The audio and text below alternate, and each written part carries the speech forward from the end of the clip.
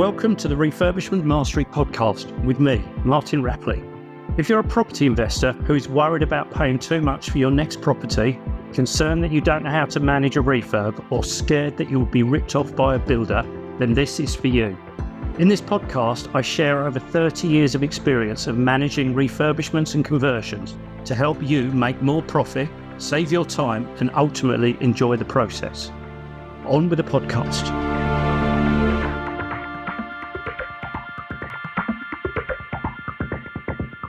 Hands up if you know what the Gantt chart is. Well, don't worry if you don't know what a Gantt chart is, because that's actually what this podcast is all about. I was sent an email a few weeks ago asking me to talk about Gantt charts. Now, I don't know if the person who sent me the email actually knows anything about Gantt charts. Maybe they just heard the phrase and they wanted me to unpack it in a little bit more detail. Maybe it was a little bit of a test to see what I knew about Gantt charts. So this is the podcast for you, whether you know about Gantt charts. There may be some more meat on the bone for you in here. And if you've never come across Gantt charts before, this will help you understand what they're all about and help you work out whether there's something that's going to benefit you. So I'm going to explain what Gantt charts are. I'm going to talk about when they are used, who puts them together, when and how they should be updated if there's any need. And then I'll also touch on software that will help you deliver them. But as I say, you may get to the end of this podcast and decide that they're not actually for you in the first place. So what is a Gantt chart all about? Well, it's a visual representation of the way that we are proposing to deliver a project. And if you go back to the days perhaps at school when you drew bar charts, and you might have done a little bit of a survey, and you had a column, a blue column for everyone who answered one way, and a red column for everyone who answered a different way, and a green column for another outcome, and you would just draw these coloured columns. Well, that is to some extent what a Gantt chart looks like. Typically in construction, we turn the Gantt chart sideways so that the bars run sideways, but they help us work out when we are going to be carrying out various elements of the project. We would have those elements of the project listed down the left-hand side of our chart, and then across the date at the top, we would have a series of dates. Those could be dates on a daily basis, they could be dates on a weekly basis, or indeed at real high level, they could be on a monthly basis. But typically we do them on weekly, or perhaps more detailed on to a daily basis. And we plot out when we are going to carry out various elements of the project. Now, these programs, these charts, can be used at various different levels. And this is the significant thing here for you, that you don't need to get involved too much at the micro level. Perhaps you only need to get involved in the macro level. So the big picture kind of thinking. And this is where I see people go wrong. I see property investors that are perhaps getting too involved in the micro, but I also see contractors and possibly to some extent developers only getting involved in the macro, in the big picture. And it's about, in many ways, that needs to be switched. The builder needs to be more micro and you need to be more macro. So you may use them to look at the whole project from start to finish, perhaps from the day that you make an offer on the property, perhaps at the point where you actually end up owning the property, but certainly very early on in the scheme. And it may go all the way through to the point where actually you move tenants into the property or you sell the property at the end. And significantly, there's some target dates where salient elements are actually needed to be delivered to achieve your program, your target over the whole duration. And within this whole sequence of things will be a bar chart or a bar on the chart that says 8 weeks of refurbishment work, for instance. Now, you may not need to put any more detail into that 8 weeks at your level. However, later on, when a contractor gets involved, they will add detail to their 8 week period, showing how they are actually going to deliver the program within that pre-agreed time. So the answer to the question of who actually prepares a Gantt chart program is it could be various people.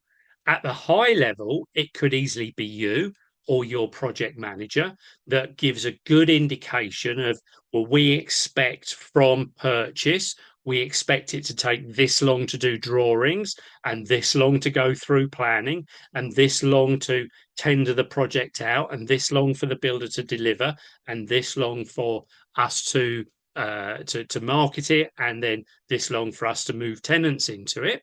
So you've got a good idea in a visual way as to, well, here we are today, and this is how long it's going to take. Or even if we haven't got dates across the top, we might have week number 1, 2, 3, 4, 5, etc. And we can say, okay, so what we can see is from the point that we actually complete on the purchase, it is going to take 25 weeks. And as a result, we can now work out our financing costs and how this fits in around other things we're doing. So this is actually a potential replacement for listing all of this out. You could say, you could put together a list that says in week 1, we're going to do this. And in week 2, we're going to do this. And week 3, we're going to do that. That absolutely works. But this is a one page, a one screen visual representation of how we think it might pan out. Now, then we've got this 8 week period where we're expecting builders to be in there. Now, we would never prepare that part of the plan for the builders. We would always expect the builders to have their own way of planning out and delivering how they're going to deliver their element of this project in that 8 week period or whatever duration of the project you've actually agreed with them is right for their work. Now, on larger schemes, whilst the builder might have a longer period, within the builder's longer period could be 6 weeks of plumbing works. And the plumbing contractor may well put together their own program to show how they're going to deliver their 6 weeks. So their 6 weeks fits into the builder's 20 weeks, fits into your 52-week program. And you can see how these can all be broken down into more detail. You're probably never going to see the plumber's 6 weeks work, but you won't see the program for that because the plumber's working for the builder, but you should see the builder's target, the builder's plan for delivering their part of it. So various different people will deliver and produce different Gantt charts for different parts of the program, and elements of the program will be broken down into more detail as and when necessary. And this is where I see some builders slipping up. They don't put enough detail into it. They say, oh, I'm going to finish this project in the next 2 weeks without actually working out the logistics to finish it in the next 2 weeks. And as a result, they run the risk of either not delivering in 2 weeks because they haven't worked out the logistics, or actually not discovering that actually it physically isn't possible to finish in the next 2 weeks. And had they plotted it all out, they'd have worked out that it can't finish in the next 2 weeks because the first task is going to take 4 days, and until that's finished we can't do the next task, and that's going to take 6 days. Until that's finished we can't do the next task, which is going to take 3 days. Until that's finished we can't do this, which is a day, and until that's done we can't finish that, and that's another day. And actually, oh, lo and behold, now I've plotted it all out, I've worked out that there's 12 days work there, so we can't finish that in a 2 week 10-day period. So this is where builders frequently slip up. And we need to help them try and manage this. We need to be asking builders to see their programs, to show us, demonstrate to us how they are planning to deliver, because this helps us help them deliver better, really. So when a builder prepares a Gantt chart program for you, and let's say the builder has got a fairly straightforward project and it's an 8-week project, then every time you go to the project, you should be able to look at the Gantt chart and say, oh, according to the Gantt chart, in week 1, this is the work they should have be delivering. So if I visit the property on Thursday of week 1, I can see the kind of jobs that I'm expecting to be in progress. And if I now go back in week 2, I can look at the program and say, what should I expect to see in week 2? And then when I go to view the property and meet the builder at the property, I can look at the tasks that I'm expecting them to be doing, and in turn, the tasks that I'm expecting them to have completed from previous weeks. And if they haven't, I can ask them questions. How come you are delayed? The program says that you should be plastering now, but I can't see a plasterer on site. And the builder may say, yeah, I agree. I know there's a problem here. The plasterer should have started on Monday. He didn't start on Monday for whatever reason. Now, that indicates immediately that there's a potential delay. You can ask the builder what their proposal is to recover the time. They might say, well, actually, I've started work on something else to work elsewhere to try and recover that time. Or I've actually agreed with the plasterer that he's going to make up that time by working some weekends or perhaps into some evenings. Or indeed, it might be that the builder says, at the moment, I don't know. I don't know that we can recover these 3 days because the plasterer has confirmed he's going to start tomorrow, but I know that will be 3 days late.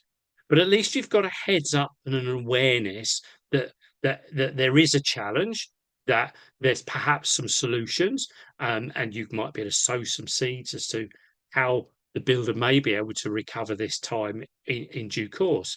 But ultimately, you've also got control of the situation, or an element of control of the situation. Let's say that as a result of this issue, you may need to say something to your letting agent and say, it looks like the property is going to be delayed by a few days. So pencil in for taking photographs a few days later than you've got. So it allows you to preempt issues and manage other things that are dependent upon earlier parts of the project. And that leads me to the question of, when do you update these programs? And in reality, we don't want to be updating them on a regular basis. Ideally, the whole team, builders included, the whole team are delivering to the target dates that you set and the target program that you put together at the beginning. But we do get to a point where, a few days, probably neither here nor there. But if problems start to mount up and we get knock-on effect, let's say our planning came through a week later than we expected, and it took us a little bit longer to get the architect to do the drawings, because by the time they'd come in a week late, that then clashed with his holiday, and it took us a little bit longer to get our builders' prices. So we may find that we've got some knock-on effects. Then don't be afraid to put together a revised program based on new knowledge, moving the dates, so that people that are working on this program later on in the sequence have actually got realistic dates, and you've got realistic dates to manage them. Let's jumping in to make sure that you have everything you need. Now, in a number of these podcasts, you would have heard me talk about my community, and I want to ensure that you know how you can join that community. Obviously, within these podcasts, there's a limit to the detail I can go into the recording, and of course, a lot of things are very generic. So, what if you had access to join me on a Zoom call for 90 minutes every single week in a group coaching environment? You could get your questions answered whenever they come up and learn from other members' questions. Plus, you also get 10 hours of training videos, an HMO refurbishment case study, some sample documents and checklists that will help you run your projects far more effectively. Membership of my community is just £89 a month. You get the first month free, and you can also cancel anytime after that. Plus, as a listener of this podcast, there's a promo code to help you save £20 every single month that you remain a member. So just make a note of VIP discount 20, VIP discount 20, all in capital letters, and put that into the checkout. You'll find the checkout on my website, www.refurbishmentmastery.com. Scroll down the page, you'll find the link for the Project Management Accelerator. Use the promo code VIP discount 20 and you'll be signed up at just £69 a month. We look forward to seeing you in that community very, very soon. Now back to the podcast. So you are telling the builder, perhaps as part of the progress, I know that I was going to tender this project to you, say in July, but we've had a problem with planning and the architect's now gone on holiday. So actually it's going to be August. You can update people accordingly. And the builder, in theory, should be doing exactly the same with their tradesmen. I know, Mr. Painter, that we were going to start you on this particular date, but the plasterers got delayed.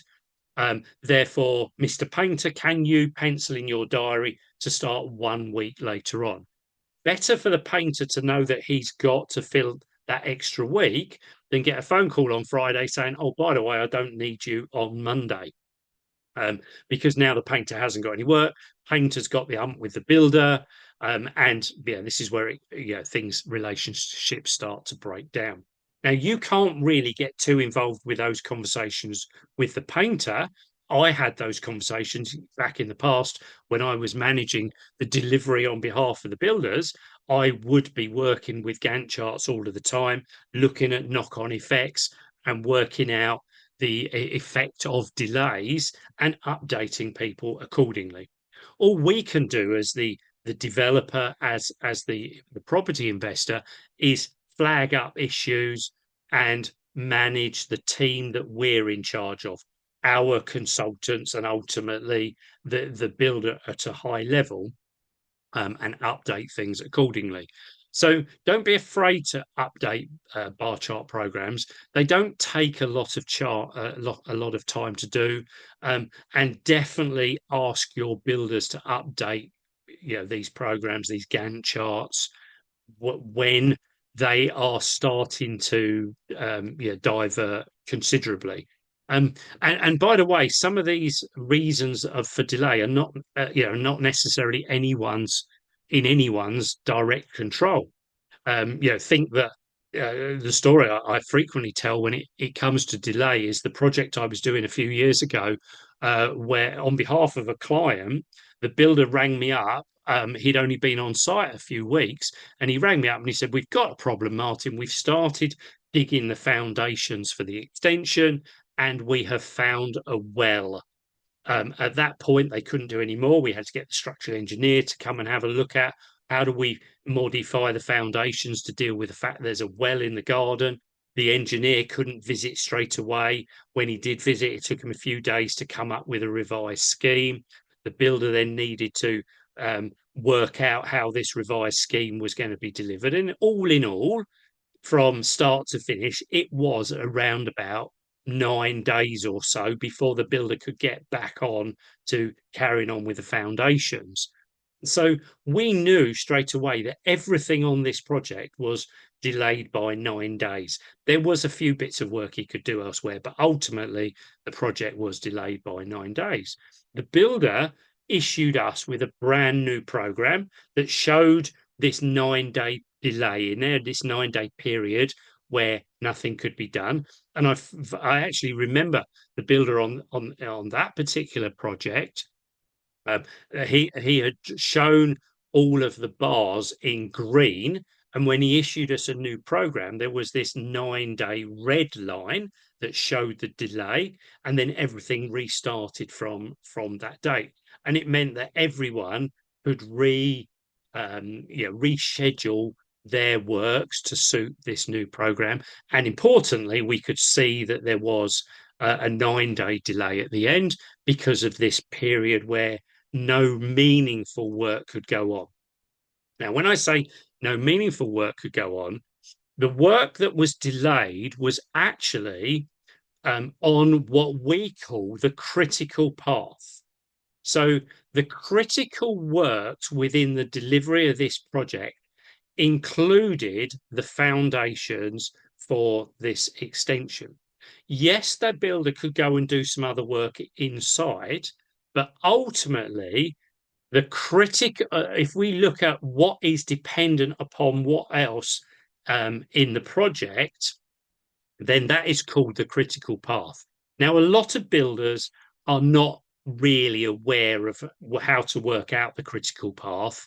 And that is definitely Gantt charts, at an advanced level. But from a critical path, we can see that, you know, if the critical elements are things that are dependent on other things being finished. So effectively, the fact that the builder could go into the main part of the building and do some, perhaps some other works. Perhaps he could put his plasterer in there and do some other plastering works. Ultimately, there was no way this project could be finished without building this extension. And this wasn't a little single story extension, by the way. It was actually a full height extension, I think it was 3 stories across the back of the property. It was a 4 story building, and I think we were going up 3 stories with this extension. So it was a significant chunk of the work, and the delay came about to something significant within that. So you may hear say of people talk about the critical path, and was this delay on the critical path? And some builders will actually tell you what the critical path is. Not very many, and not very often at the level that we're working with. In the past, when I was delivering these, I would often show where the critical path was, so that our clients knew that if there was a delay to any of those elements, there was likely to be a knock-on effect to the whole project, whereas some of the elements that weren't on the critical path were not likely to delay the delivery of the whole project. There are, for instance, on that particular project, we had to do some repairs to the front elevation of the building. We had to repair some brickwork, and there was some stonework as well. Now, that work was programmed in quite early on. We needed to put the scaffold up, and we needed to do that work. But ultimately, there was 2 to 3 weeks worth of work there in something like a 26-week program. So as long as that work was started, it was not critical to the delivery of the project. So there's lots of things that aren't going to be critical, but at least if a builder flags up to you what is the critical path, you'll know that anything that's in those elements of the program will delay the end delivery date if they are held up by for any reason along the way. Now, this leads me into the next little part, which is how do you create these Gantt chart programs? And when I was managing these projects for building contractors, we were using proprietary software that was actually very clever. We could build a lot more into it than just the visual bit that came out. Um, and that software was smart enough to help us manage critical paths. It was smart enough to help us manage our budgets and other internal reporting. Now, you're not going to see that end of things, even if you're working with a contractor. They're not generally going to release that to you. That's to help them manage the delivery of the project. By and large, a lot of the small contractors that you're working with, that I'm working with now, are not going to pay for that proprietary software. The business I worked for, the businesses I worked for were much bigger, so they could afford that proprietary software. Um, Most of the time, when I was managing projects for property investors and developers, most of the time I would actually put those Gantt chart programs together on Excel. They were nice and quick to use, easy to modify, and I could label them up in all sorts of different ways. And of course, Excel was free or basically free, included in other things that I was already doing. So don't be at all surprised if builders give them to you in an Excel format. I used to turn mine into PDF, so clients didn't always know that it was done in Excel, but it was genuinely done in Excel. And some builders will still send them out as an Excel file for you to have a look at. So don't be surprised by that at all.